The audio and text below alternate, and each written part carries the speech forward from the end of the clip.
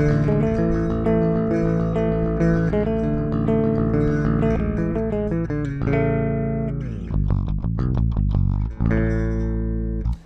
back to GearWire.com. I'm Owen O'Malley, and this smooth little customer right here is the BMAX-T from BBE. It is a tube bass preamp suitable for studio and live use. It is from BBE, and so, of course, it includes a sonic maximizer because the sonic maximizer is to BBE as the D-beam is to Roland. This guy has a 3-band EQ right on the front here. There's a preamp gain control. The preamp gain is controlled by a 12AX7 preamp tube. There is also a sweepable parametric mid control. There is a compressor built in that's foot switchable, and over on the end here we've got our BBE sonic maximizer, also foot switchable on and off. In the back there is an effects loop. There's a 1/4 inch out, and there's also an XLR balanced direct out with a ground lift. This preamp has a very sparkly, sort of hi-fi without being harsh, natural tone. It doesn't have that many radical different tones. It doesn't take much of a departure away from its sort of core standard tone. And it's a great tone, but as you'll see, the controls don't really have a very extreme range to all of them. You can kind of crank everything anywhere you want, and you've still got a relatively tame, usable, very musical tone. It's just not maybe the range that I would look for in a bass preamp. Regardless, it does sound very good. Right now we are connected to the active input. Let's take a closer look at some of the sections here. In the first section here we've got our gain trim. You'll notice that we can turn it all the way off, obviously. Bring it up slowly. It never really overdrives though. I've got the gain cranked right now, and it's not really breaking up. There's no harmonic distortion. So anyway, bring it back down. The EQ controls have a little bit more range to them. Here's the treble. Nice musical curves here.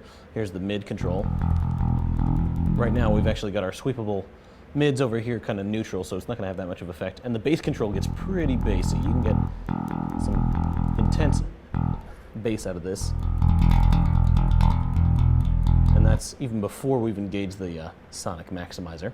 Let's move over to the parametric sweepable mids over here. Okay, and we've got our compressor, obviously, you can see right next to that.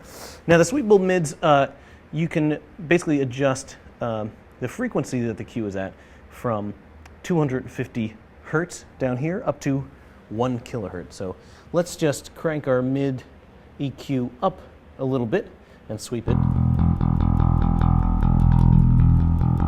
Again, you can hear it's not like an intense, like wah-wah effect. It's very subtle.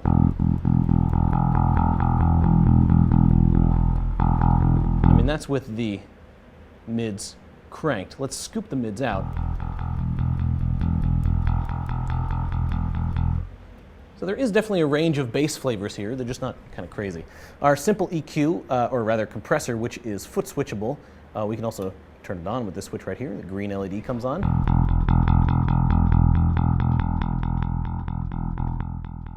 Now as we turn this knob up, we're basically lowering the threshold, so lowering the point at which the compression actually engages.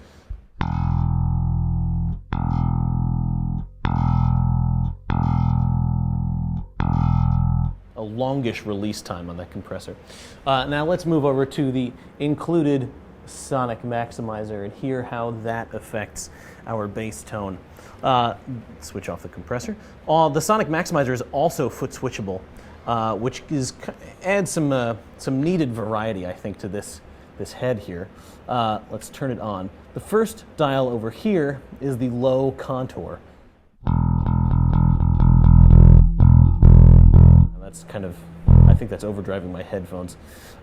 It basically adds a huge amount of low end to your signal. Over here we've got the process, which is the sonic maximizer process.